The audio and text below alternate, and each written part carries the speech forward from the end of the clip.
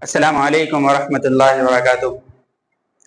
آج ہمارے درمیان ایک نہایت ہی معزز اور محترم مہمان تشریف رکھتے ہیں جو ملت اسلامیہ کی نمائندگی فرما رہے ہیں۔ حالیہ وقف کے قانون پر مسلمانوں کو بہت سے اہم اعتراضات ہیں۔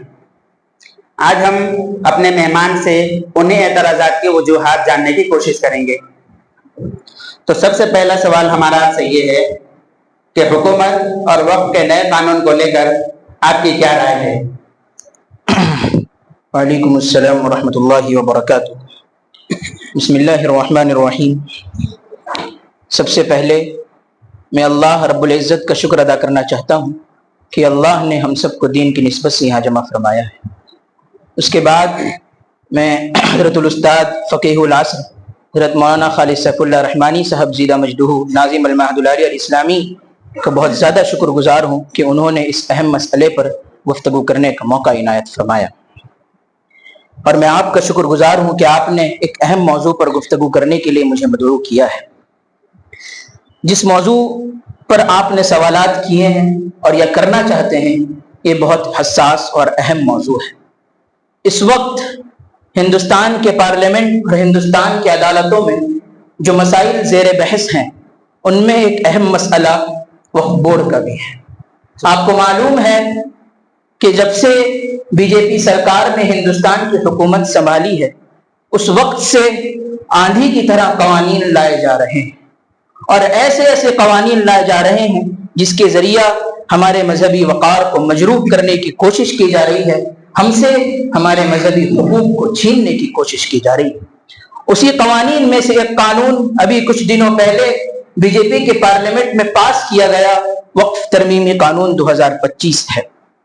جب اس قانون اور اس بل کو پاس کیا گیا تو اس وقت یہ پروپیگنڈا پھیلایا گیا کہ اس وقت انڈین ریلوے ڈیفنس سسٹم کے پاس اور جتنی زمینیں ہیں، اس کے بعد اگر جس ادارے کے پاس سب سے زیادہ زمینیں ہیں تو وقف بورڈ کی زمین ہے۔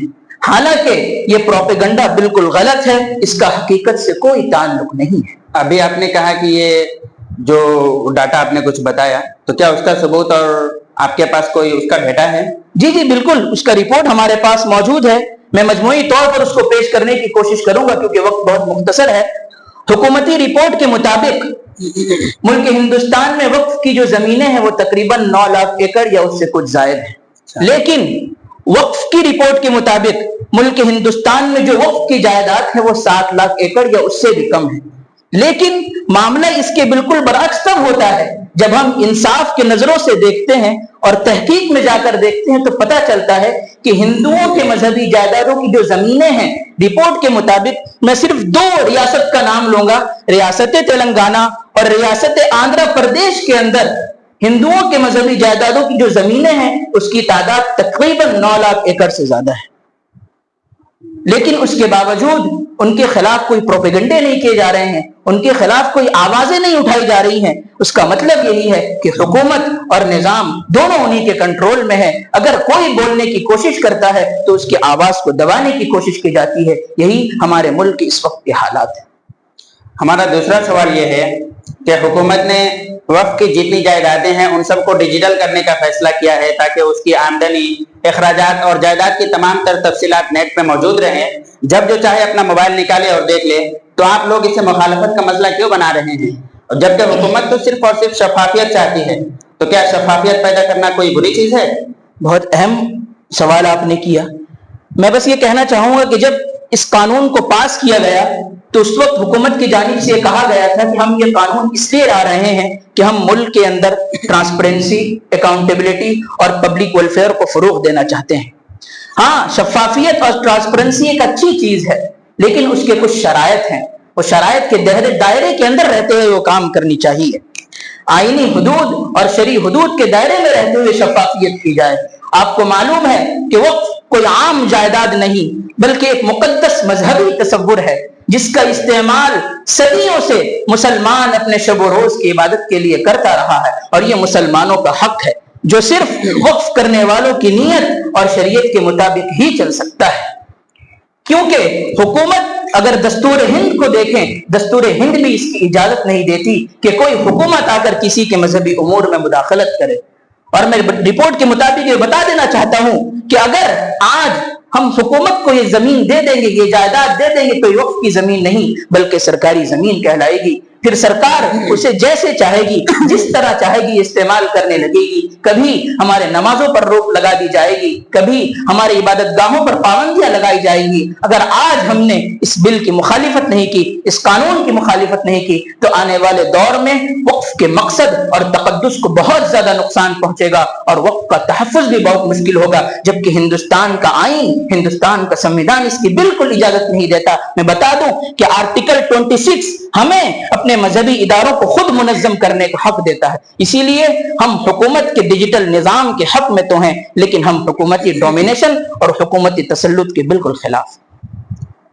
چونکہ وقت کی جو جائیداد ہوتی ہے وہ عامی فائدے کے لیے ہوتی ہے، لوگوں کے فائدے کے لیے، تو کیا ریاست کا اتنا حق نہیں بنتا کہ ان کا محاسبہ کرے تاکہ غلط اس میں کچھ نہ کیے جا سکیں، اور جو غیر قانونی اور ناجائز قبضے ہیں ان کو روکے؟ کیا ریاست کا یہ حق نہیں بنتا؟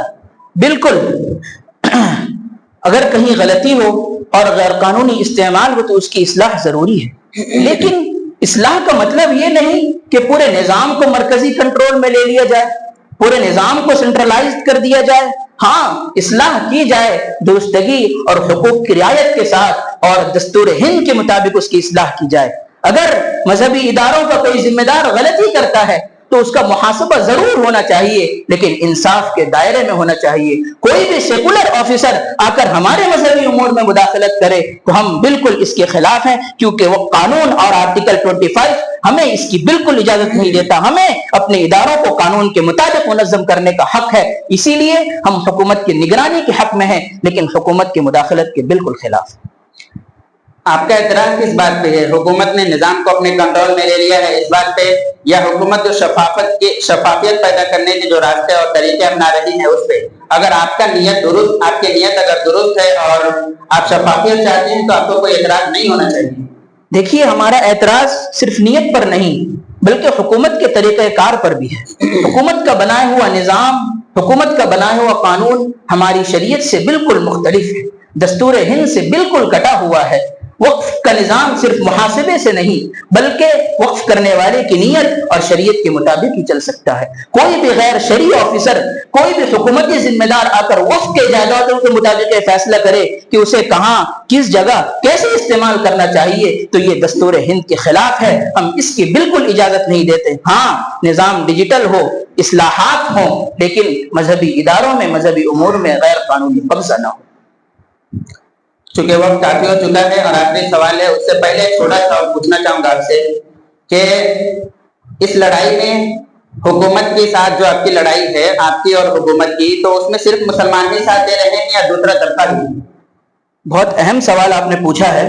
اس کا جواب میں بس اتنا کہنا چاہوں گا اس کے جواب میں کہ جی بالکل، یہ ہماری لڑائی ہے، اس میں ہمارے لوگ تو ہمارے ساتھ ہیں، لیکن اس کے علاوہ ہمارے ساتھ وہ لوگ ہیں جو ہندوستان کے اندر امن و شانتی کا پیغام دینا چاہتے ہیں، جو ہندوستان کے سیکولرزم کو سپورٹ کرنا چاہتے ہیں، جو آئین اور دستور کو جانتے ہیں، وہ بالکل ہمارے حمایت میں کھڑے ہیں اور وہ ہمارا ساتھ دینا چاہتے ہیں۔ میں کچھ وقت لینا چاہوں گا اور تاریخ پر بھی گفتگو کرنا چاہوں گا کہ صرف یہ ایک وقف بورڈ کا معاملہ نہیں، اس سے پہلے بہت سے ایسے کیسز آئے جس پر برادران وطن ہمارے ساتھ کھڑے تھے، برادران وطن ہمارے ساتھ کھڑے تھے۔ تاریخ کے صفحات کو آپ پلٹیے تو آپ دیکھیں گے گجرات کے کیس پر گجرات مائک پر چلا رہے تھے ہم، لیکن یقیناً گجرات کے کیس کو سب سے پہلے عدالت میں لے جانے کا کام جس شخص نے کیا تھا اس کا نام کیستا سے تلوار تھا، وہ مسلمان نہیں تھا۔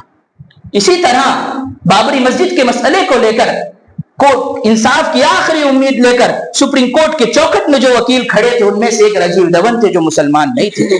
جب مسلمانوں پر دہشت گردی کا الزام لگایا جا رہا تھا تو اس وقت سیلوٹ ہے شہید ہے منتھ کرے کو، جنہوں نے بتایا کہ مسلمان دہشت گرد نہیں ہو سکتا، دہشت گردی کے اور بھی چہرے ہوا کرتے ہیں۔ اور آج وقف قانون کے متعلق حکومت اور نفرت طاقتوں کے سامنے جو شخص دیوار بن کر کھڑا ہے اس کا نام کپل سبل ہے، وہ مسلمان نہیں ہے۔ اسی لیے پہچانیے ایسے چہروں کو اور مضبوط کریے ہندوستان کو۔ ماشاءاللہ، آپ کا جواب تو بہت خوب تھا، لیکن میرا سوال وہ نہیں تھا۔ میں بس اتنا جاننا چاہتا تھا کہ آپ کی اس لڑائی میں کوئی اور دوسرے ساتھ دے رہے ہیں یا نہیں۔ وقت کم ہے اس لیے اب میں بنا کسی آپ سے پوچھے آخری سوال کرنا چاہوں گا کہ آپ کے ذہن میں، آپ کے خیال میں جو نیا وقت ترمیم ہے اس میں کون کون سی تبدیلی اور کتنی تبدیلی ہو جائے تاکہ وہ آپ کو قابل قبول ہو سکے؟ دیکھیے میں کچھ وقت لینا چاہوں گا. پہلی بات جو آپ نے کہی کہ کوئی طبقہ ہمارے ساتھ ہے یا نہیں، میں نے اس کی تشریح کی کہ ہاں جو ایسے طبقے جو ایجوکیٹڈ طبقے ہیں وہ ہمارے ساتھ ہی کھڑے ہیں، برادران وطن میں سے وہ بھی ہمارے ساتھ ہیں اور ہمیشہ ہماری حمایت کرتے رہیں گے. جب بھی مسلمانوں کے خلاف کوئی آوازیں اٹھتی ہیں، ایک طبقہ جو ایجوکیٹڈ طبقہ ہے وہ ہمارے ساتھ ہوتا ہے. اور آخری سوال جو آپ نے کہی کہ ہمارے مطالبات کیا ہیں، سب سے پہلے تو ہمارے حکومت کے سب سے واضح مطالبات یہ ہیں کہ وہ اس قانون کو واپس لے اور وقف بورڈ کی خود مختاری کو بحال کی جائے. فیصلے فقہ کے ماہرین، علماء اور وقف کرنے والوں کے مشورے سے ہوں. محاسبہ اور ڈیجیٹل نظام کو زبردستی نافذ نہ کیا جائے بلکہ مذہبی اداروں کی رضامندی کے ساتھ اس کو نافذ کیا جائے. اور سب سے اہم اور آخری مطالبات ہم حکومت سے یہ کرتے ہیں کہ وہ مذہبی اداروں میں اور مذہبی امور میں حکومت اپنے مداخلت سے رک جائے. حکومت ہمارے مذہبی امور میں مداخلت نہ کرے. اگر ہم یہ آواز اٹھاتے ہیں اور اگر ہم یہ کہتے ہیں تو ہمیں حکومت دشمن سمجھتی ہے. میں کہہ دینا چاہتا ہوں کہ ہم حکومت کے دشمن نہیں ہیں، ہم اپنے وقار کے محافظ ہیں. اصلاح ہو، شریعت کی رہنمائی میں ہو، شفافیت ہو، آئین کے دائرے کے اندر ہو.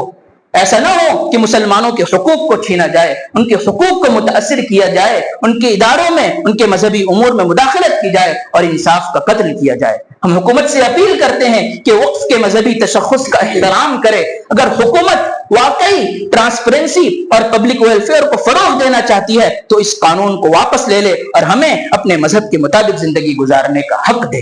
اور میں یہ بھی کہنا چاہتا ہوں کہ اگر حکومت صرف مداخلت کرنا چاہتی ہے، ہمارے مذہبی امور کو تبدیل کرنا چاہتی ہے اور ہمارے وقف کے تقدس کو محض ایک محکمہ جاتی فائل بنانے کی کوشش کرے گی تو ہم کبھی خاموش نہیں رہیں گے، ہم ہمیشہ اس کے خلاف آواز اٹھاتے رہیں گے. ہم چاہتے ہیں کہ اصلاح شریعت کی رہنمائی میں ہو، انصاف کے دائرے میں ہو. حکومت سے بس ہماری یہی اپیل ہے کہ اس قانون کو واپس لے کر ہندوستان میں رہنے والے جتنے مسلمان ہیں یا جتنے مذہب کے ماننے والے ہیں سب کو ان کے حقوق کے مطابق چلنے کا حق دے. یہی ہماری حکومت سے اپیل ہے. جزاک اللہ کہ آپ نے اپنا قیمتی وقت نکال کر کے ہماری دعوت میں لبیک کہا. اس بات میں تو کوئی شک نہیں ہے کہ حالیہ قانون نے مسلمانوں کو تشویش اور بے چینی میں ڈال دیا ہے. اس سلسلے میں نے سوچا کہ جو لوگ وقف کے تحفظ میں اور شریعت کو جاننے والے ہیں ان میں سے کسی ایک عالم دین کو دعوت دوں اور ان سے اس موضوع پہ بات چیت کروں. تو میں نے حضرت کو دعوت دی اور آپ کے سامنے انہوں نے اس موضوع پر واضح گفتگو کی. اب ان کی گفتگو سے ایسا لگتا ہے کہ اس موضوع پہ اب کوئی اور اعتراض نہیں ہونا چاہیے. اور اس سلسلے میں ملک بھر میں جو کوششیں ہو رہی ہیں یقیناً حکومت اس پہ نظر رکھے گی اور جو آوازیں اٹھ رہی ہیں وہ سنی بھی جائیں گی. اب چونکہ وقت کافی ہو چکا ہے اس لیے ہم اپنا ڈیبیٹ یہیں ختم کرتے ہیں، پھر ملیں گے انشاءاللہ. جزاک اللہ خیر الجزا و احسن الجزا.